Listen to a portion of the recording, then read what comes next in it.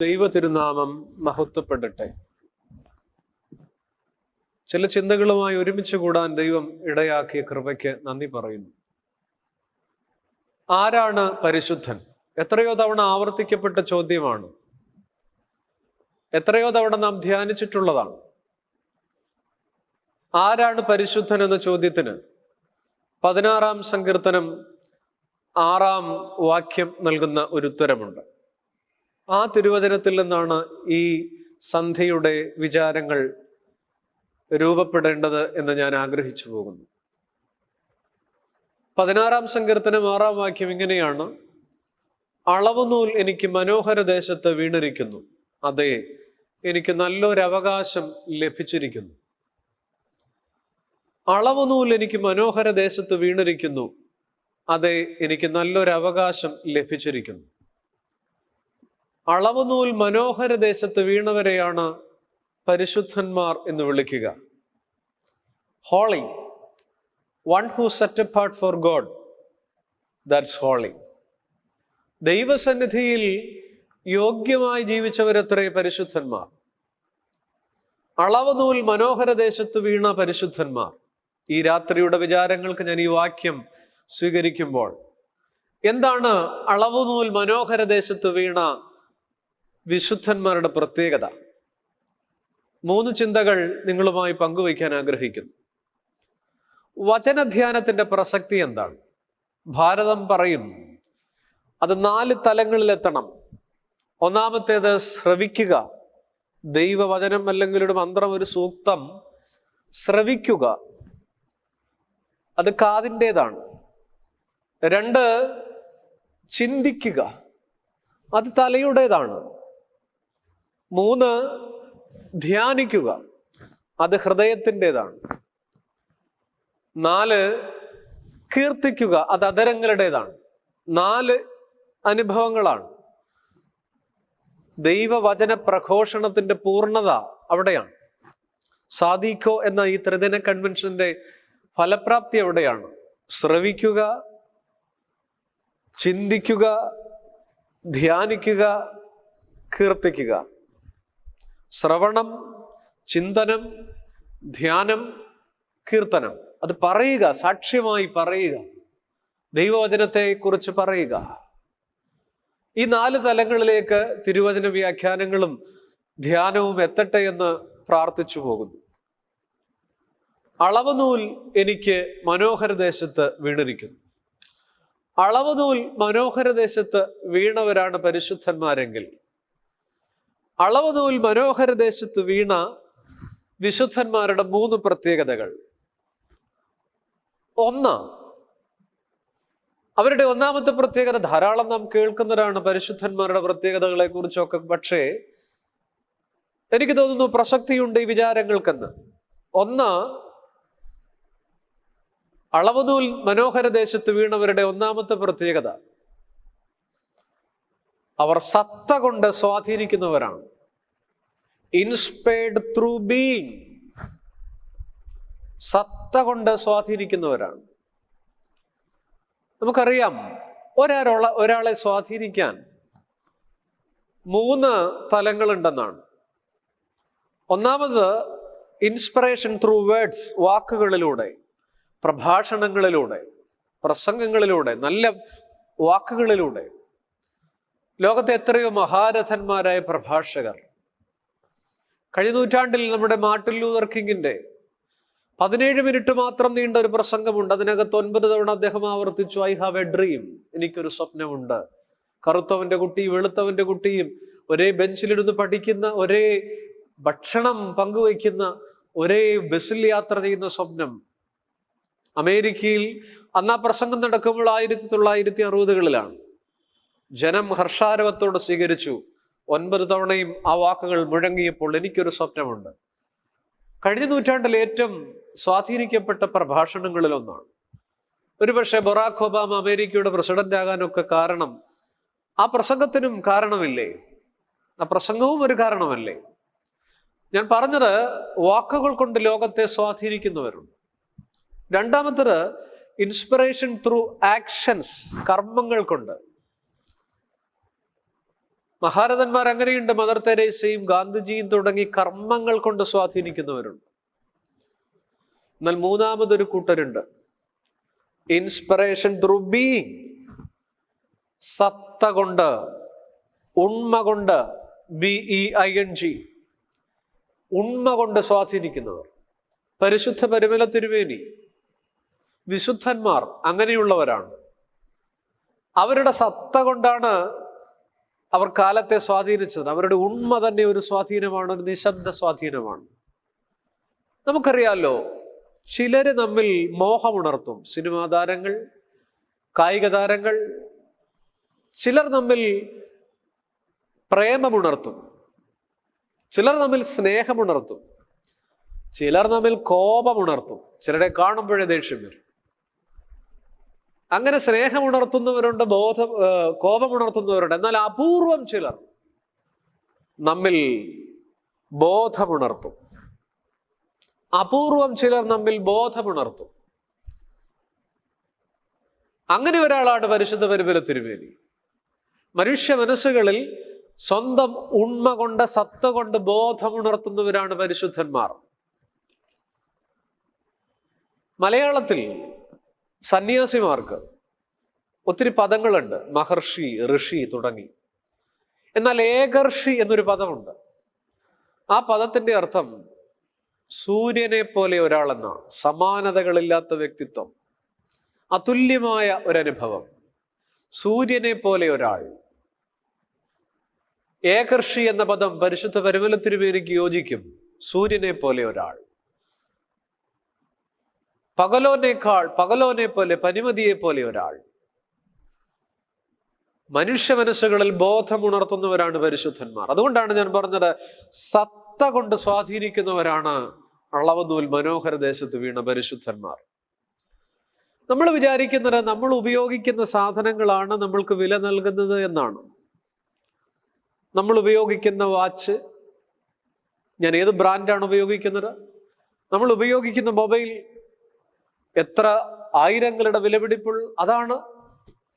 നമ്മൾ ഉപയോഗിക്കുന്ന വേഷങ്ങൾ, നമ്മൾ ഉപയോഗിക്കുന്ന വാഹനങ്ങൾ, നമുക്ക് തന്നെ നമ്മിൽ തന്നെ ഒരു ഗരിമ തോന്നുന്ന ഒന്നാണത്. അങ്ങനെയാണ് പരസ്യങ്ങൾ നമ്മളോട് പറയുന്നത്. എന്നാൽ നാം ഉപയോഗിക്കുന്നത് കൊണ്ട് ആ വസ്തുക്കൾക്ക് വില കിട്ടുന്നുണ്ടോ? ഗാന്ധിജിയുടെ കണ്ണടയ്ക്ക് വിലയുണ്ടായത് ഗാന്ധിജി ഉപയോഗിച്ചത് കൊണ്ടാണ്. ലക്ഷങ്ങൾക്ക് അത് മ്യൂസിയത്തിൽ ഇടം പിടിച്ചത്. ലക്ഷങ്ങളാണ് അതിൻ്റെയൊക്കെ ലേല വരുമാനം. നമുക്കറിയാം, അങ്ങനെ ഒത്തിരി സാധനങ്ങളുണ്ട്. നമ്മുടെ വീടുകളിൽ എത്രയോ കരിവീട്ടിയുടെ കട്ടിലുകൾ കിടപ്പുണ്ട്. പക്ഷെ നാം പരിമലയിൽ പോകുമ്പോൾ ആദരവോടെ വണങ്ങി നിൽക്കുന്ന ഒരു കട്ടിലുണ്ട്. പരിശുദ്ധ പരിമല തിരുമേനി ഉപയോഗിച്ചത് കൊണ്ട് അതിന് വിലയുണ്ടായി. പരിശുദ്ധന്മാരുടെ പ്രത്യേകത, ഉണ്മ കൊണ്ട് സ്വാധീനിക്കപ്പെടുമ്പോൾ അവരുടെ പരിസരങ്ങൾക്ക് പോലും വിശുദ്ധിയുടെ നിലാവെളിച്ചം പകർന്നു കിട്ടും. ഏലിയാവിന്റെ പുതപ്പ്, പത്രോസിന്റെ നിഴൽ, പരിമലയിലെ കട്ടിൽ വേദപുസ്തകത്തിന് പുറത്തേക്ക് ഇങ്ങനെ പ്രസരിച്ചു പോകുകയാണ്. ഉണ്മ കൊണ്ട് സ്വാധീനിക്കുന്നവരുടെ പരിസരങ്ങളിൽ പോലും ആ വിശുദ്ധന്റെ സാന്നിധ്യമുണ്ട്. അങ്ങനെയാണ് പത്രോസിന്റെ നിഴലിൽ ക്രിസ്തു ഉണർന്നു വരുന്നത്. കടന്നുപോയത് പത്രോസ് ആയിരുന്നു, പക്ഷേ നിഴൽ ക്രിസ്തുവിൻ്റെതായിരുന്നു. കട്ടിൽ പരിമല തിരുമേനിയുടേതാണ്, പക്ഷെ അവിടെ വമിക്കുന്ന സുഹൃതങ്ങളുടെ സുഗന്ധം ക്രിസ്തുവിൻ്റെതാണ്. നമ്മുടെ ചെറുപ്പക്കാർ ചിന്തിക്കുന്നത് ഏത് ഫോണിൽ സംസാരിക്കുന്നു എന്നതാണോ, എന്ത് സംസാരിക്കുന്നു എന്നതാണോ പ്രധാനം? ഏത് ഫോണിൽ സംസാരിക്കുന്നു എന്നതാണോ? അല്ല, എന്ത് സംസാരിക്കുന്നു എന്നതാണ്. ഏത് ബൈക്കിൽ പോകുന്നു എന്നതാണോ, എങ്ങോട്ട് പോകുന്നു എന്നതാണോ പ്രധാനം? എങ്ങോട്ട് പോകുന്നു എന്നതല്ലേ. ഏത് വേഷം ധരിക്കുന്നു എന്നുള്ളതാണോ, എന്തു ധരിക്കുന്നു എന്നുള്ളതാണോ പ്രധാനം? എങ്ങനെ ധരിക്കുന്നു എന്നുള്ളതല്ലേ. എന്തു പറയുന്നു എന്നുള്ളതാണോ, എത്ര പറയുന്നു എന്നുള്ളതാണോ? എന്ത് പറയുന്നു എന്നുള്ളതല്ലേ. അതുകൊണ്ട് നാം ഉപയോഗിക്കുന്ന സാധനങ്ങളാണ് നമുക്ക് വില നൽകുന്നത് എന്നുള്ള മൗഢ്യമായ ചിന്ത തെറ്റാണ്. നാം ഉപയോഗിക്കുന്നത് കൊണ്ട് ആ സാധനങ്ങൾക്ക് വിലയുണ്ടാകുന്നുണ്ടോ? അതാണ് ശേഷിപ്പുകളുടെ സുഗന്ധം. അങ്ങനെയാണ് അവശേഷിപ്പുകൾ തിരുശേഷിപ്പുകളാകുക. ഇതിനെ ആവർത്തിക്കട്ടെ, അങ്ങനെയാണ് അവശേഷിപ്പുകൾ തിരുശേഷിപ്പുകളാകുക. വേദപുസ്തകത്തിൽ ഒരു ഉദാഹരണമുണ്ട്. അപ്പോസ്തല പ്രവൃത്തികൾ 9-ാം അധ്യായം 39-ാമത്തെ വാക്യമാണ്. അപ്പോസ്തല പ്രവൃത്തികൾ 9-ാം അധ്യായം 39-ാമത്തെ വാക്യം. തബീഥ എന്ന് പറയുന്ന ആ തുന്നൽക്കാരിയെ ഓർമ്മയില്ലേ? പെട്ടെന്ന് ദീനമായി കിടന്ന് മരിച്ചുപോയ തബീഥ, പേഠമാൻ തബീഥ മരിച്ചു കിടക്കുകയാണ്. എല്ലാവരും ആ മരണ വീട്ടിലേക്ക് വരുന്നുണ്ട്. എല്ലാവരുടെയും കണ്ണുകൾ ഈറനണിഞ്ഞിരിക്കുന്നു. നാം അവിടെ ഇങ്ങനെ വായിക്കുന്നു, എല്ലാവരും കരഞ്ഞുകൊണ്ട് തബീഥ തങ്ങളോട് കൂടെയുള്ളപ്പോൾ ഉണ്ടാക്കിയ കുപ്പായങ്ങളും ഉടുപ്പുകളും കാണിച്ചുകൊണ്ട് പത്രോസ് അപ്പോസ്തലന് ചുറ്റും നിന്നു.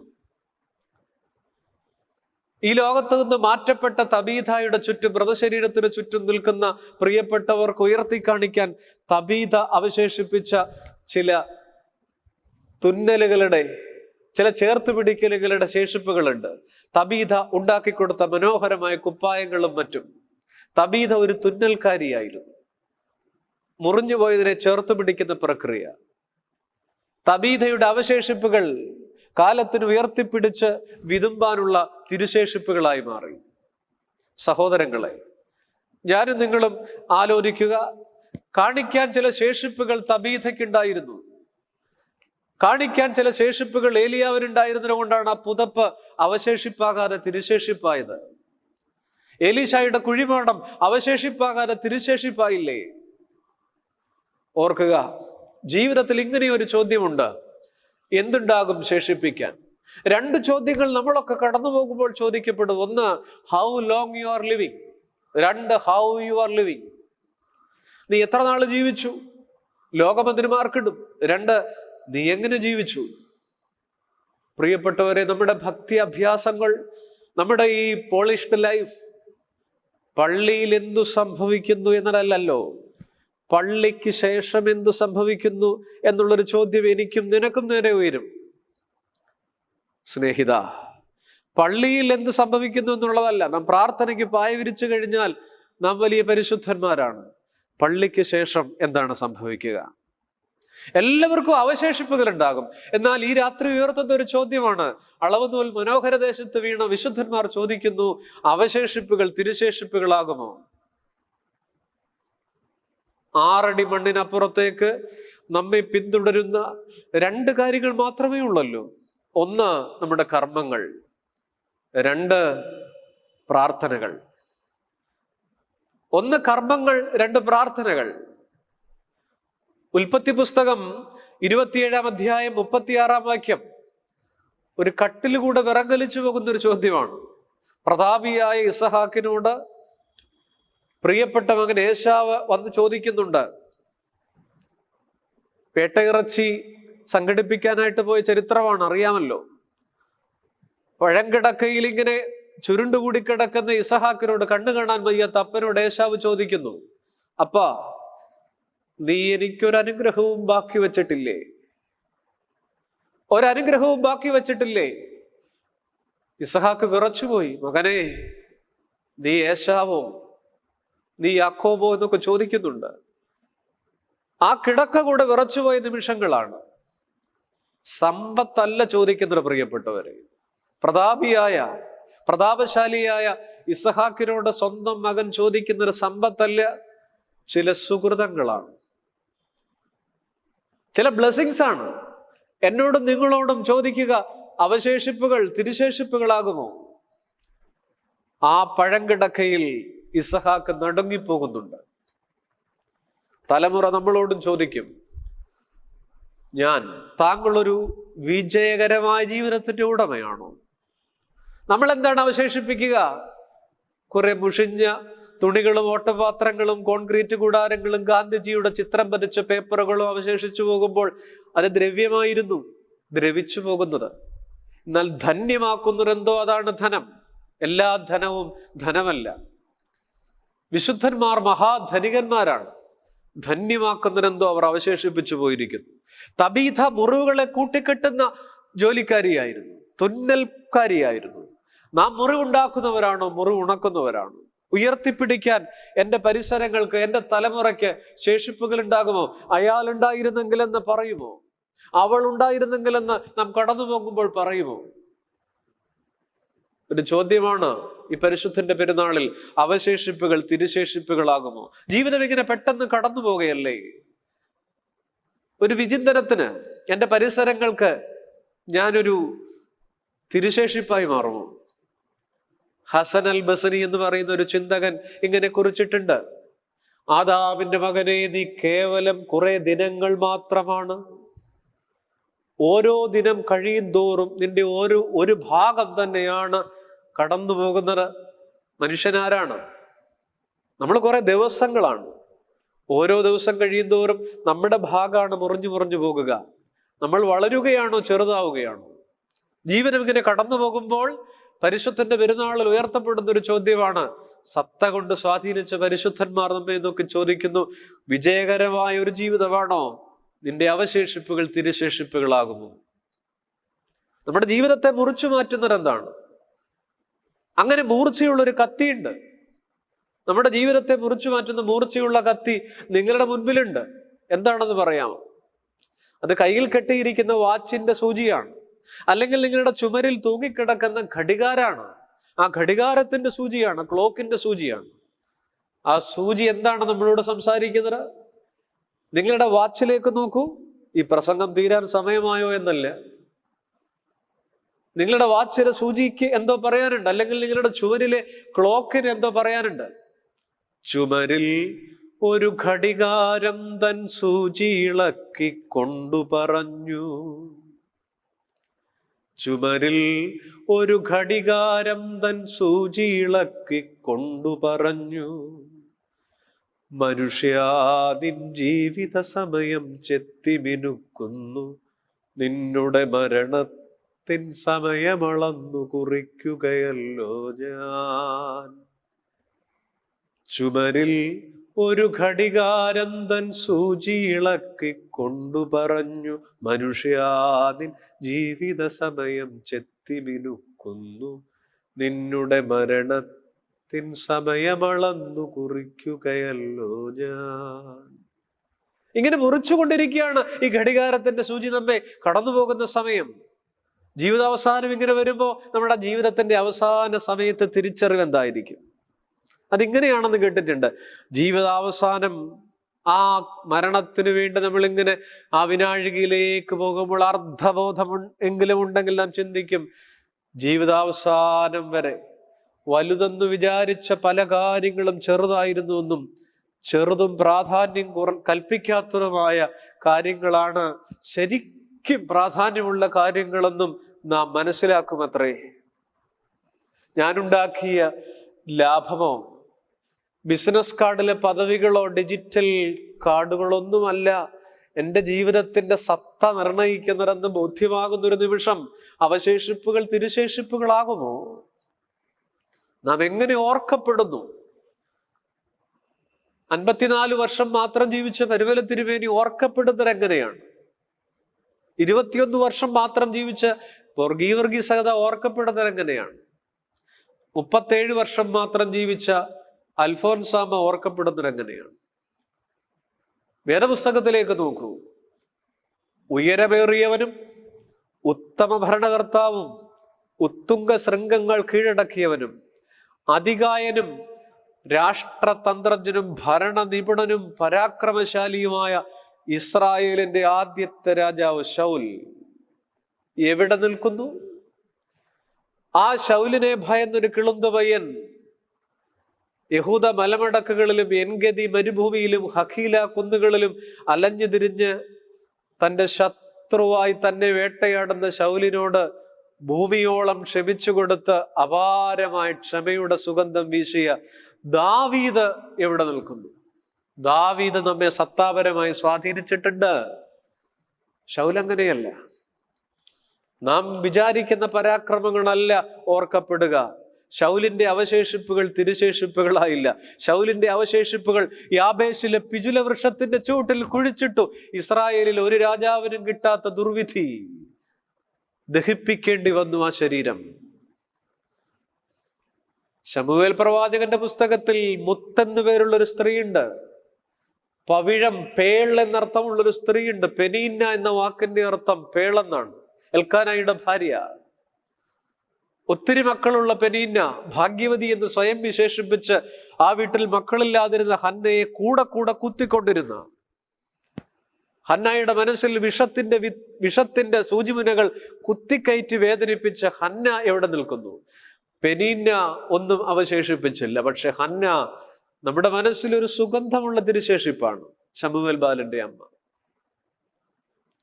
സുറിയായിലെ രാജാവിന്റെ ധീരനും വീരനും പടത്തലവനുമായ നയമാനേക്കാൾ എന്തൊരു വീരനായിരുന്നു നയമാൻ.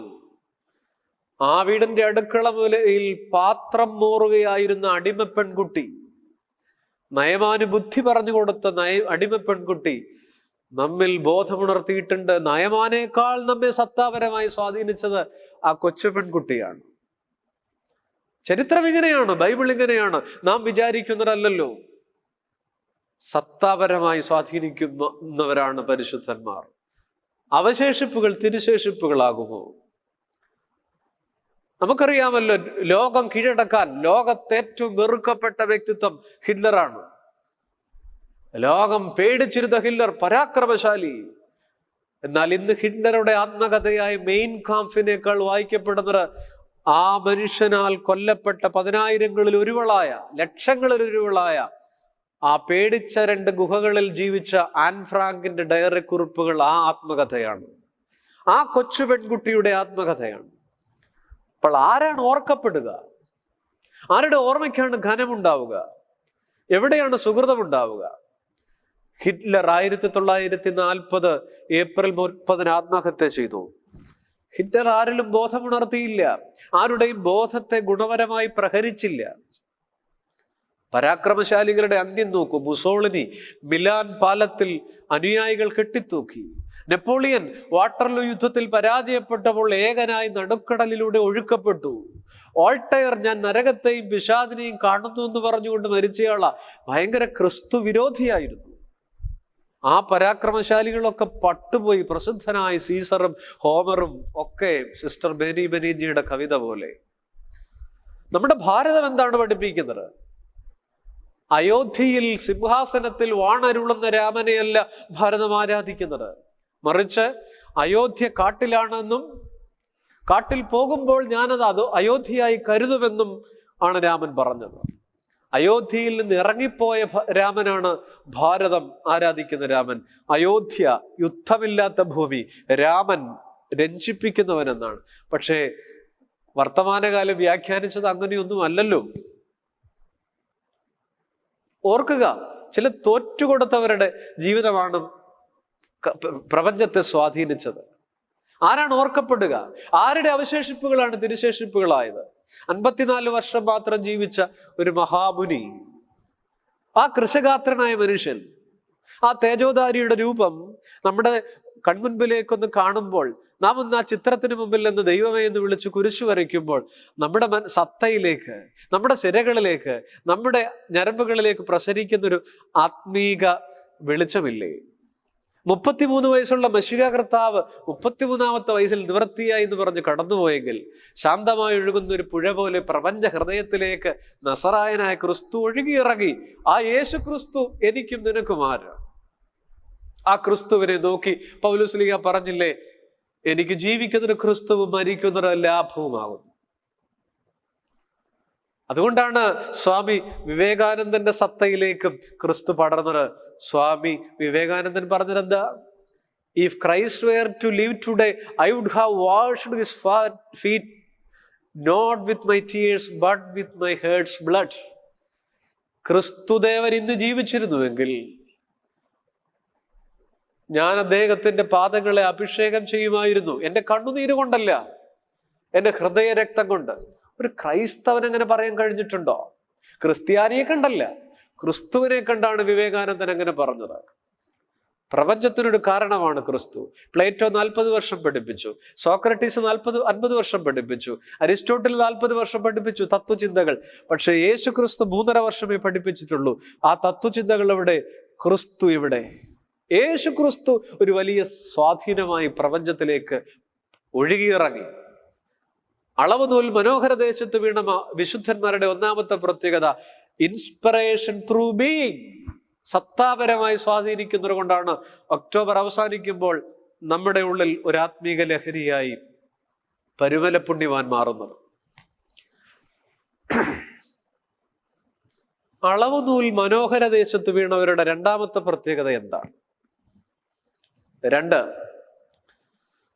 അവർ ദൈവബന്ധത്തിന്റെ പൂർണ്ണത കണ്ടവരാണ്. ദൈവബന്ധത്തിന്റെ പൂർണ്ണത കണ്ടവരാണ്. എന്താണ് പെർഫെക്റ്റ്നെസ് ഓഫ് ഗോഡ് റിലേഷൻ? ദൈവബന്ധത്തിന്റെ പൂർണ്ണത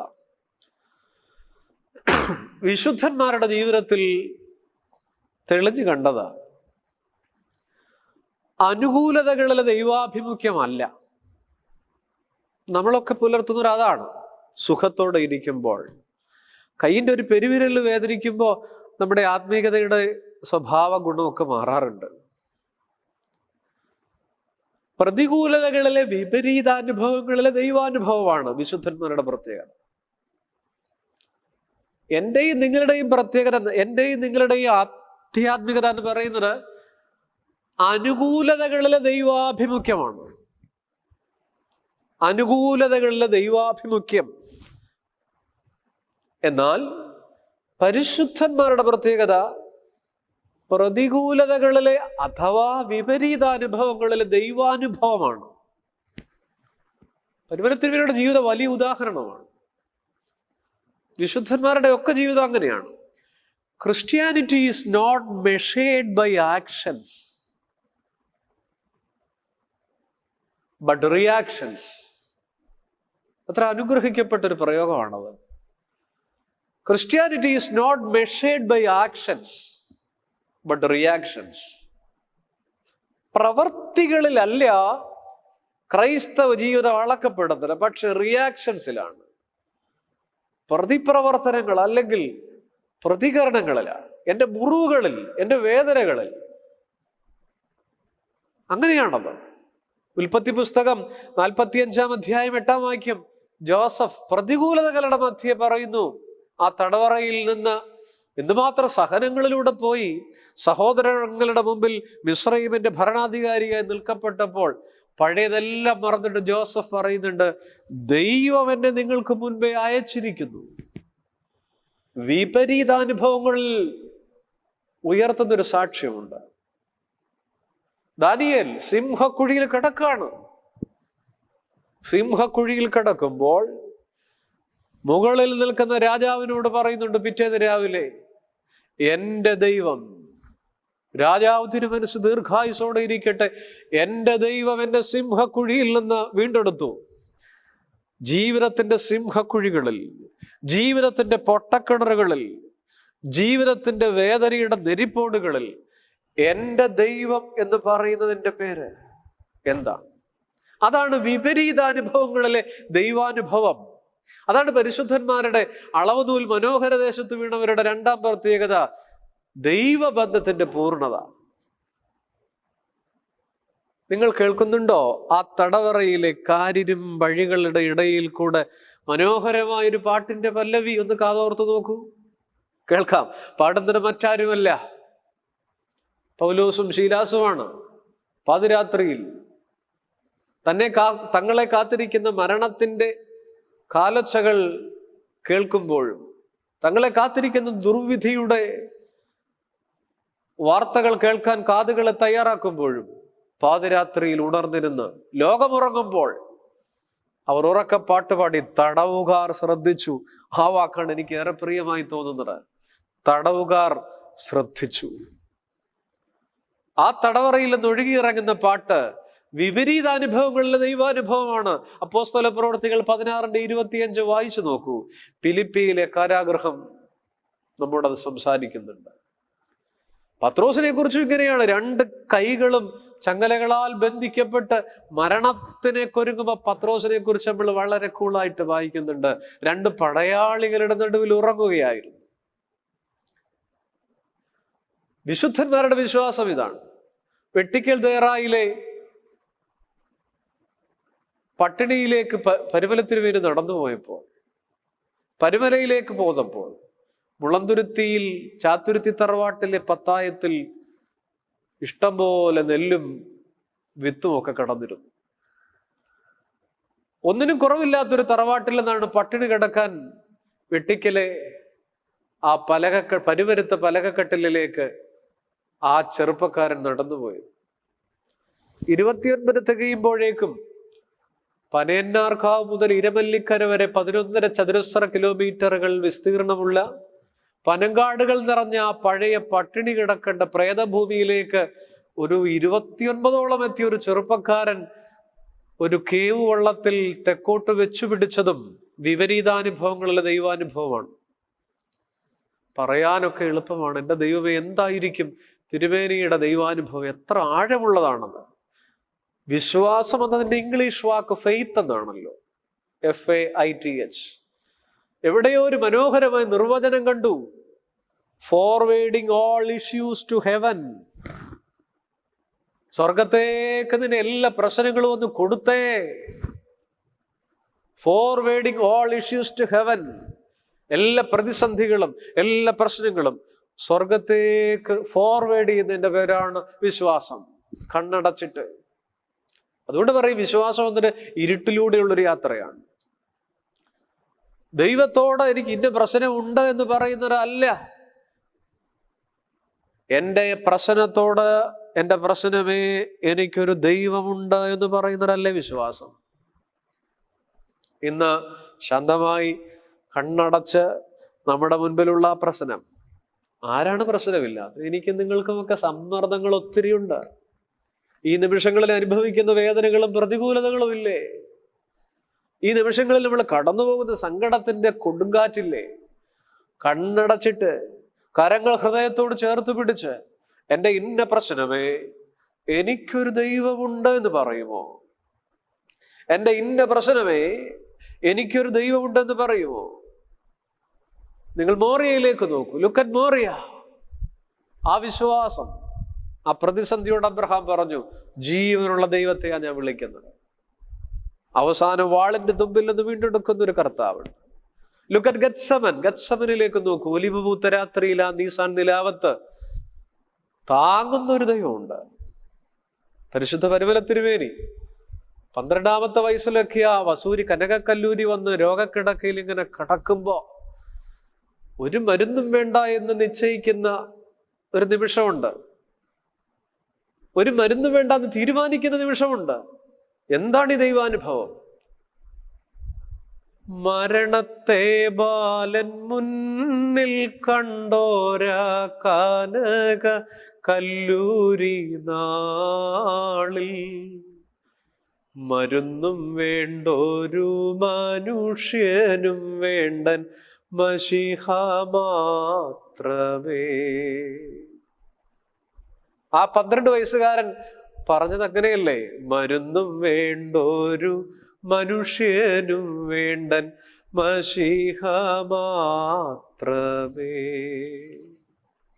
ദൈവബന്ധത്തിന്റെ പൂർണ്ണതയിൽ രോഗക്കിടക്കയിലൂടെ തിരുമേനി കടന്നു പോകുമ്പോൾ തിരുമേനിയുടെ ജീവിതത്തെക്കുറിച്ച് 1902 ഇടവക പത്രികയിൽ തിരുമേനി കാലം ചെയ്ത വർഷത്തെ കഷ്ടാനുഭവാഴ്ചയെക്കുറിച്ച് എഴുതി വച്ചിട്ടുള്ള ഒരു ഭാഗമുണ്ട്.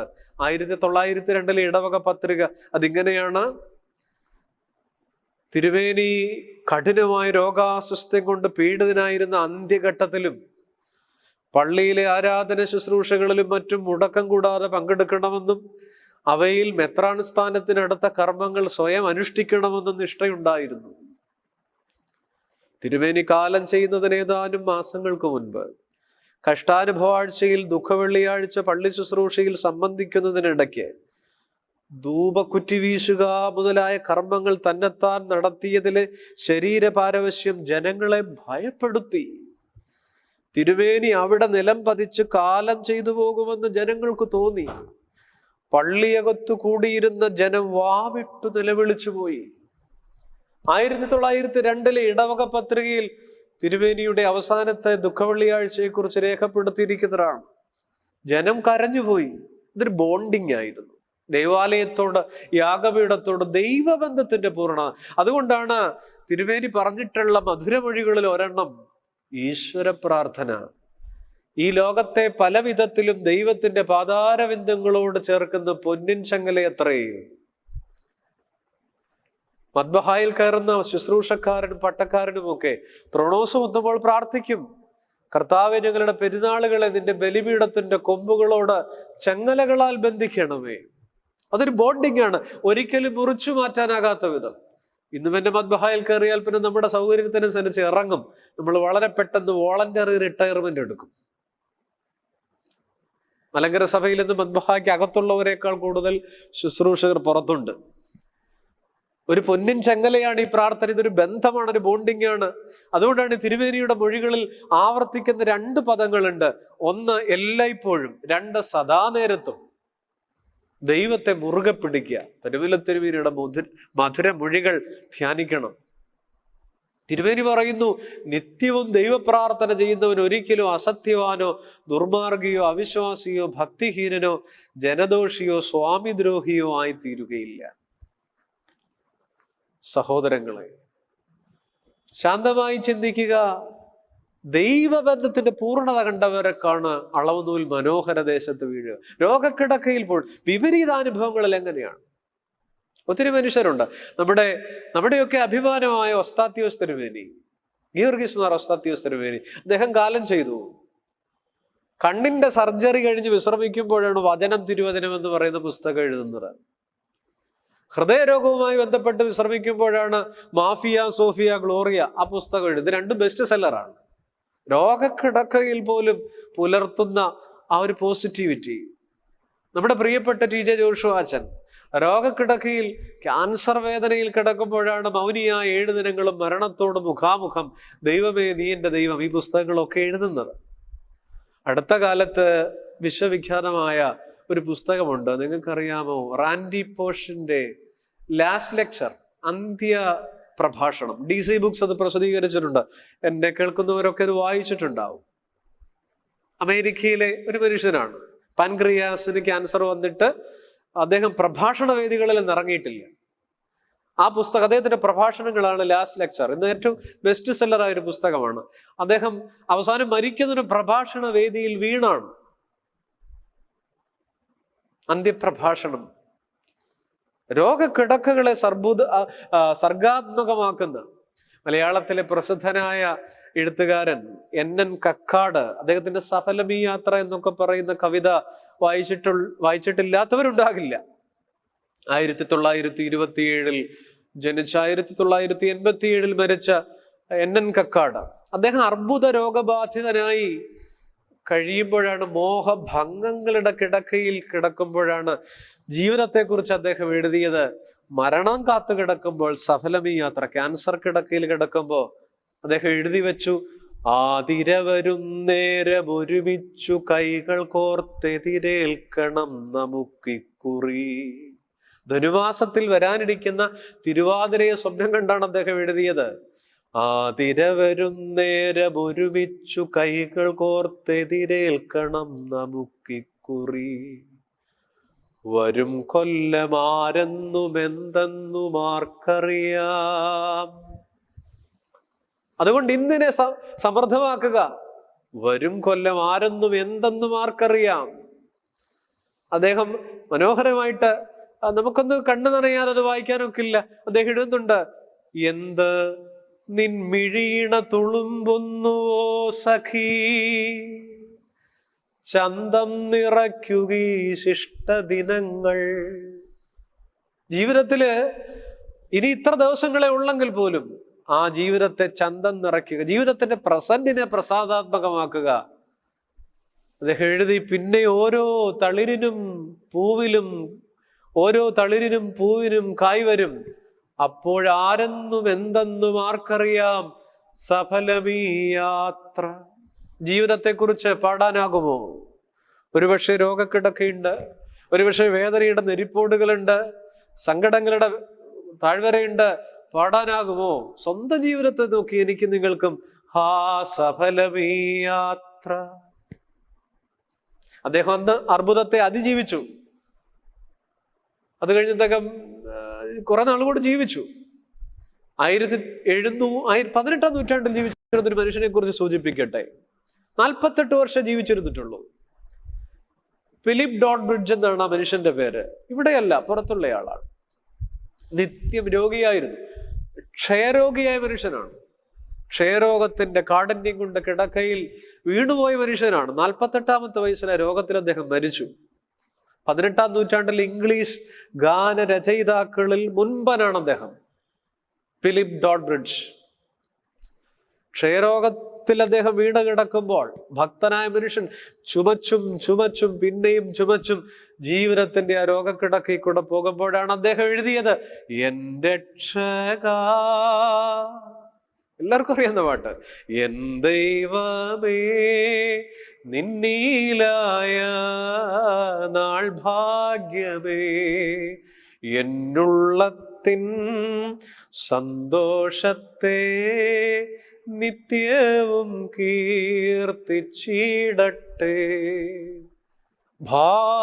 ഭാഗ്യനാൾ ഭാഗ്യനാൾ, യേശു എൻ പാപം തീർത്ത നാൾ. എന്നെ കേൾക്കുന്ന സഹോദര, ജീവിതത്തിൽ ഇങ്ങനെ ചുമച്ച് ചുമച്ച് ചുമച്ച് ക്ഷയരോഗിയായി ജീവിതം പിന്നിടുമ്പോൾ ആ ദിനങ്ങളെക്കുറിച്ച്, ആ ദിനങ്ങൾക്കപ്പുറം പ്രത്യാശയുടെ ദിനങ്ങളെക്കുറിച്ച് ഓർത്ത് പാടി, ഭാഗ്യനാൾ ഭാഗ്യനാൾ. ഇതാണോ ഭാഗ്യനാൾ?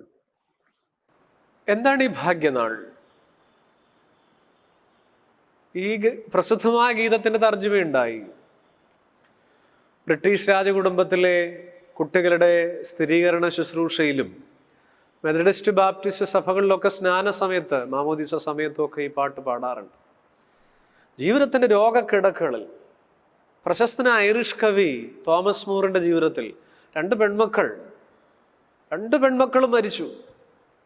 അകാലത്തിൽ മരിച്ചു, തുടർച്ചയായി മരിച്ചു. അദ്ദേഹം തുടർന്ന് രചിച്ച കവിതയിൽ അദ്ദേഹം എഴുതി വെച്ചിട്ടുള്ള വരിയുണ്ട്, earth has no sorrow that heaven cannot heal. സ്വർഗത്തിന് സൗഖ്യമാക്കാനാകാത്ത ഒരു വ്യഥയും ഒരു സങ്കടവും ഭൂമിക്കില്ല. Earth has no sorrow that heaven cannot heal. സ്വർഗത്തിന് സൗഖ്യമാക്കാനാകാത്ത ഒരു സങ്കടവും ഭൂമിക്കില്ല. പരിശുദ്ധന്മാർ അങ്ങനെ വിശ്വസിച്ചിരുന്നു. അതുകൊണ്ടാണ് ആ രോഗക്കിടക്കയിലും തിരുമേനി ശാന്തനായി വിപരീതാനുഭവങ്ങളിൽ. സഹോദരങ്ങളെ, നമ്മുടെ ജീവിതത്തിന്റെ വിപരീതാനുഭവങ്ങളിൽ നാം എങ്ങനെയാണ്? ദൈവമുണ്ട് എന്ന് നമുക്കറിയാം, അതൊരു അറിവാണ്. അനുകൂലതകളിലെ അറിവാണ് ദൈവമുണ്ട് എന്നുള്ളത്. എന്നാൽ ദൈവമുണ്ടല്ലോ എന്നുള്ളത് ഒരു ബോധ്യമാണ്. അത് പ്രതികൂലതകളിലെ ദൈവാനുഭവമാണ്. ദൈവമുണ്ട് എന്നുള്ളത് ആത്മീകതയിൽ അനുകൂലതകളിലെ അറിവാണെങ്കിൽ, ദൈവമുണ്ടല്ലോ എന്നുള്ളത് പ്രതികൂലതകളിലെ ബോധ്യമാണ്. ഓർക്കുക, ആരാണ് നമ്മുടെ ദൈവം? അമേരിക്കയിലെ സമ്പന്ന കുടുംബത്തിൽ നടന്നൊരു ഒരു സംഭവമാണ് പണ്ട്. ആ കുടുംബത്തിലെ കാലങ്ങൾക്ക് മുമ്പാണ്, കഴിഞ്ഞ നൂറ്റാണ്ടിൻ്റെ ആദ്യ പകുതി അവസാനിക്കുന്ന കാലം, അല്ലെങ്കിൽ ആദ്യ പകുതിയിലാണ്. ഇളയ കുട്ടിയുടെ, ആ കുടുംബത്തിലെ ഇളയ കുഞ്ഞിൻ്റെ കാലൊരു കാറപകടത്തിൽ തകർന്നുപോയി. ഭീകരമായി തകർന്നുപോയ ഒരു കൗമാരക്കാരനാണ്. മിക്കവാറും മുട്ടിന് മുകളിൽ വെച്ച് കുഞ്ഞിൻ്റെ കാൽ മുറിച്ചു മാറ്റേണ്ടി വരുമെന്ന് ഡോക്ടേഴ്സൊക്കെ പറഞ്ഞു. ആശുപത്രിയിൽ മാതാപിതാക്കൾ കണ്ണീരോടെ സ്വന്തം മകൻ്റെ കാൽ മുറിച്ചു മാറ്റേണ്ടി വരുന്നു. ആ കുഞ്ഞും വലിയ സങ്കടത്തിലാണ്. തൻ്റെ ചതഞ്ഞുപോയ കാലിനെ നോക്കി ആ കുഞ്ഞിൻ്റെ കണ്ണുകളിൽ നിന്ന് കണ്ണുനീര് ധാരധാരയായി ആശുപത്രിയുടെ കിടക്കവിൽ ഇറ്റിറ്റു വീണ്ടുന്ന ഒരു ദിവസമുണ്ട്. എല്ലാവരും പ്രാർത്ഥിക്കുന്നു. ഡോക്ടറും പറഞ്ഞു, പ്രാർത്ഥിക്കുക, ദൈവം എന്തെങ്കിലും അത്ഭുതം പ്രവർത്തിക്കട്ടെ. ആ കുഞ്ഞ് മാതാപിതാക്കളോട് ചോദിച്ചു, പ്രാർത്ഥിച്ചാൽ അത്ഭുതം സംഭവിക്കുമെങ്കിൽ ഉറങ്ങാതെ പ്രാർത്ഥിക്കാമോ എനിക്ക് വേണ്ടി? എല്ലാവരും പ്രാർത്ഥിക്കുമോ? എല്ലാവരോടും ചോദിച്ചു. മാതാപിതാക്കൾ ആ കുഞ്ഞിന്റെ കിടക്കയ്ക്ക് ചുറ്റുമുട്ടിന്മേലൊന്ന് പ്രാർത്ഥിച്ചു രാത്രി മുഴുവൻ. പിറ്റേന്ന് രാവിലെ ഡോക്ടർ വരുമ്പോൾ കാണുന്നത് പേരൻസ്, സഹോദരങ്ങളൊക്കെ മുട്ടിന്മേൽ നിന്ന് കരങ്ങളെ മലർത്തി ദൈവത്തോട് പ്രാർത്ഥിക്കുക. ആ കുഞ്ഞ് ആ കട്ടിലിൽ കൈകൂപ്പി കിടക്കുന്നു. അവൻ്റെ കിടക്കയിലേക്ക് അവൻ്റെ കണ്ണുനീർത്തുള്ളികൾ വീഴുന്നുണ്ട്. ആ കുഞ്ഞിൻ്റെ കാൽ മുറിച്ചു മാറ്റേണ്ടി വന്നില്ല. ക്രമേണ സൗഖ്യമായി. വളരെ ആരോഗ്യവാനായ കുട്ടി മാറി. ദൈവം മഹാത്ഭുതം പ്രവർത്തിച്ചു. ആ കുട്ടി അമേരിക്കയുടെ പ്രസിഡന്റായി മാറി. പിന്നീട് ജീവനുള്ള ചരിത്രമാണത്. ഐസൻഹോവർ 1952 ജോൺ എഫ് കെന്നഡിക്ക് മുൻപ് അമേരിക്കയുടെ പ്രസിഡന്റായിരുന്ന മഹാനായിരുന്ന ഐസൻഹോവർ. ദൈവം എങ്ങനെയാണ് പ്രവർത്തിക്കുക വിപരീതാനുഭവങ്ങളിൽ? എൻ്റെ ദൈവം ആരാണ്? ചിലപ്പോൾ നമ്മുടെ വേദനകളിൽ അതിൻ്റെ ആഴം കുറയാറില്ല, പക്ഷെ ചില കച്ചിത്തുരുമ്പുകൾ ഇട്ട് തരാറില്ലേ? ജീവിതത്തിൽ നാം താണ്ടേണ്ട, നാം കടക്കേണ്ട മതിലുകളുടെ ഉയരം കുറയുന്നില്ല എത്ര ശ്രമിച്ചിട്ടും. പക്ഷെ ചില ഗോവണികൾ ദൈവം ചാരിത്തരാറുണ്ട്, അല്ലേ? കടന്നു പോകുന്ന വഴികളിൽ പലപ്പോഴും ഇരുട്ടിന്റെ ഘനം കുറയാറില്ല, പക്ഷെ ചില വഴി വെളിച്ചങ്ങൾ തമ്പുരാൻ തെളിച്ചു തരാറില്ലേ? ചില പോക്കുവഴികൾ, നാം പോകേണ്ട ദൂരം, എത്രയോ കാതങ്ങൾ സഞ്ചരിക്കാനിരിക്കുന്നു, ദൂരം കുറയാറില്ല, പക്ഷേ പാദങ്ങളുടെ ബലം കൂടാറില്ലേ? വേദനകളേറെ ഉണ്ടാകാറുണ്ട്, അല്ലേ? പക്ഷെ ചുമലിൽ ഒരു കരം തലോടാറില്ലേ? ഭാരം കുറയുന്നില്ല ചുമക്കുന്നതിൻ്റെ, പക്ഷെ ചുമലിൻ്റെ ബലം കൂടാറില്ലേ? ദൈവം ഇങ്ങനെയാണ്. എൻ്റെ കൃപ നിനക്ക് മതി എന്ന് നമ്മളോട് പറയാതെ പറഞ്ഞുകൊണ്ടിരിക്കുന്നുണ്ട്. വിശുദ്ധ ലൂക്കോസ് 22:43 നാം വായിക്കുന്നത് പോലെ, കർത്താവ് ഉരുകിയപ്പോൾ ശക്തിപ്പെടുത്താനൊരു ദൂതൻ പ്രത്യക്ഷനായി. സിംഹക്കുഴിയിൽ ദാനിയേൽ വീണപ്പോ കുഴി വീഴേണ്ടി വന്നു, പക്ഷേ രാജാവ് കല്ലിന് മുദ്ര വെച്ചു. പക്ഷെ ദൈവം സിംഹങ്ങളുടെ പല്ലിന് മുദ്ര വെച്ചു.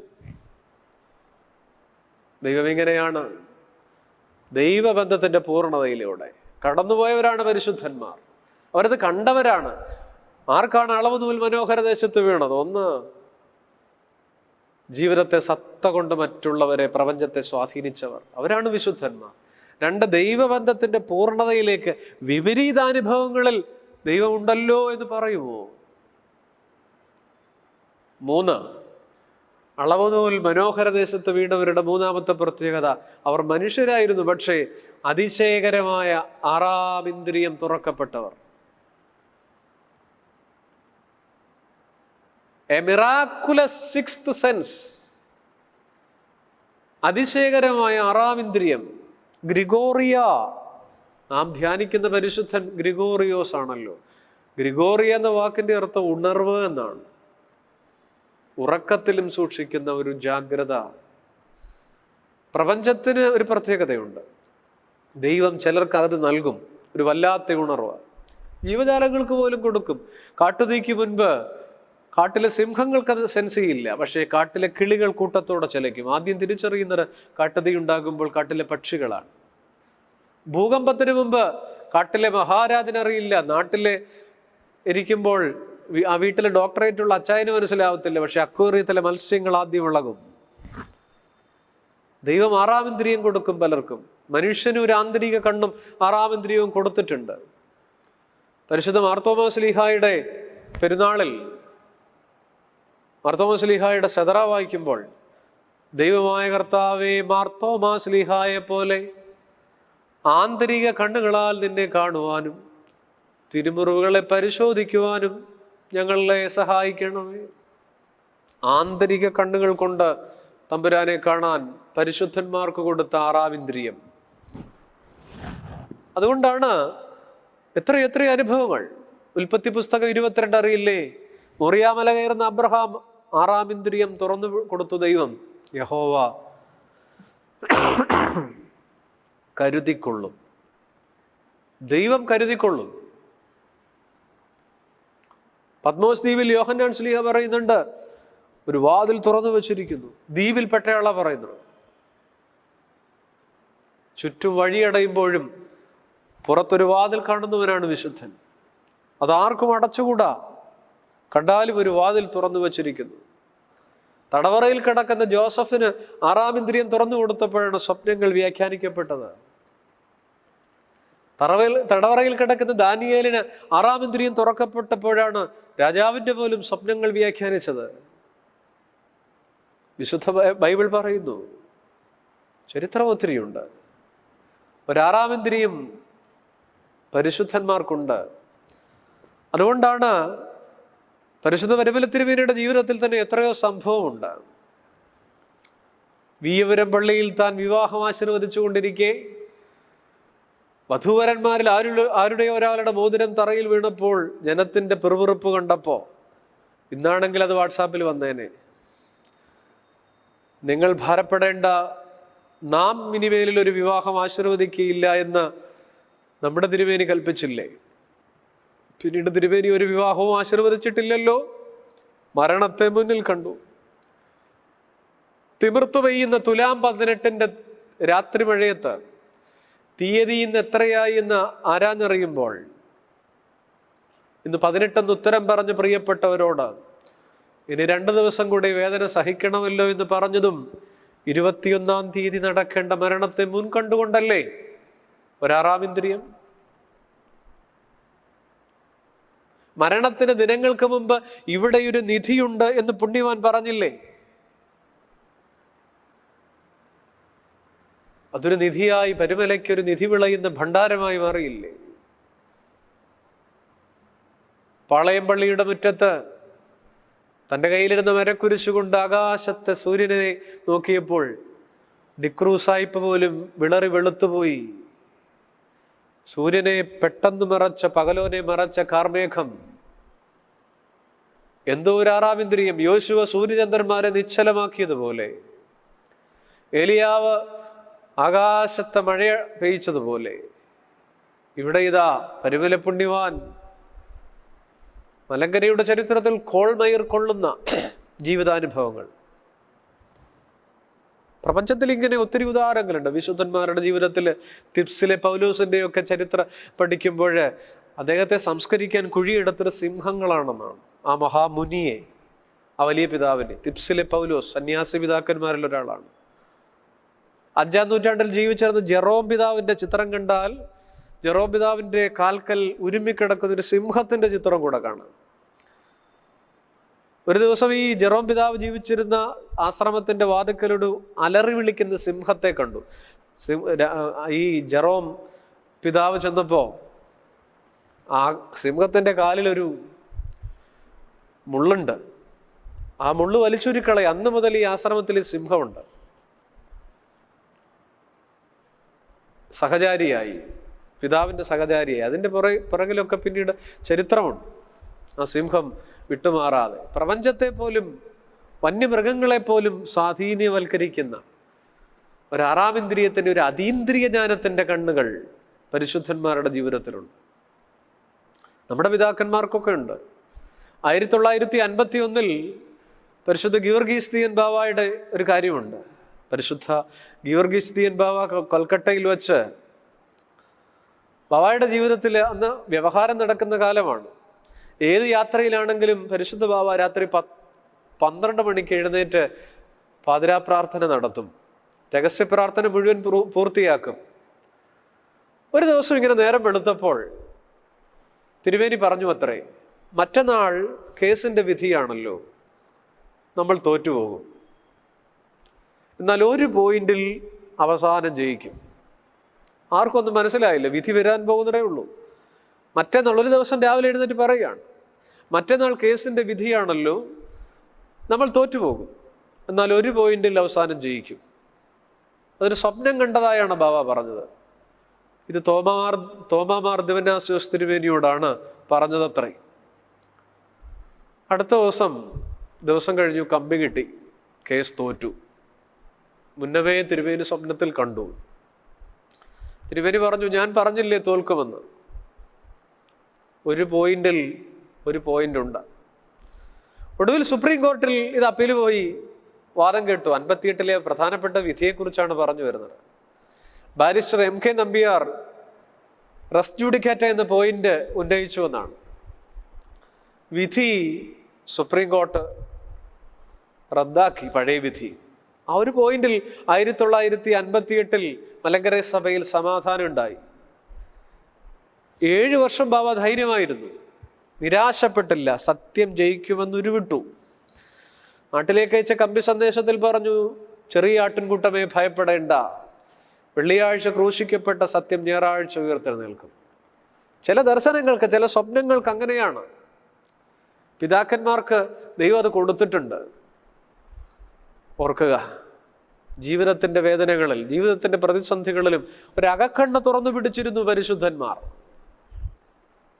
ആശയ്ക്ക് വിരോധമായി ആശയോടെ വിശ്വസിച്ച അബ്രഹാം. സഹോദരങ്ങളെ, ഈ ചിന്തകൾ ഞാനിവിടെ അവസാനിപ്പിക്കുകയാണ്. ഒരകക്കണ്ണ് തുറന്നു പിടിക്കുന്ന പരിശുദ്ധന്മാർ ചരിത്രത്തിൽ ഒത്തിരി ഉണ്ട്. ഇങ്ങനെയുള്ള കാര്യങ്ങളൊക്കെ. ജൂലിയസ് സീസർ മരിച്ചത് BC 4 കേട്ടിട്ടുണ്ട്. ജൂലിയസ് സീസർ മരിക്കുന്നത് റോമൻ സെനറ്റിലേക്കുള്ള യാത്രാവേളയിൽ ശത്രുക്കളാൽ ആക്രമിക്കപ്പെട്ടാണ്. അന്ന് ആ യോഗത്തിന്, സെനറ്റ് യോഗത്തിന് പോകുന്നതിന് തൊട്ടു മുൻപ് തൻ്റെ പത്നിയായ കാൽപൂർണിയ സീസറോട് പറഞ്ഞു, സീസറെ തടഞ്ഞുകൊണ്ട് പറഞ്ഞു, അങ്ങ് ഇന്ന് പോകരുത്. ഞാൻ ഇന്നലെ ഒരു സ്വപ്നം കണ്ടു, ഒരു ദുർനിമിത്തം ഉണ്ടായി, അങ്ങനെ എന്തോ അപകടം സംഭവിക്കുമെന്ന്.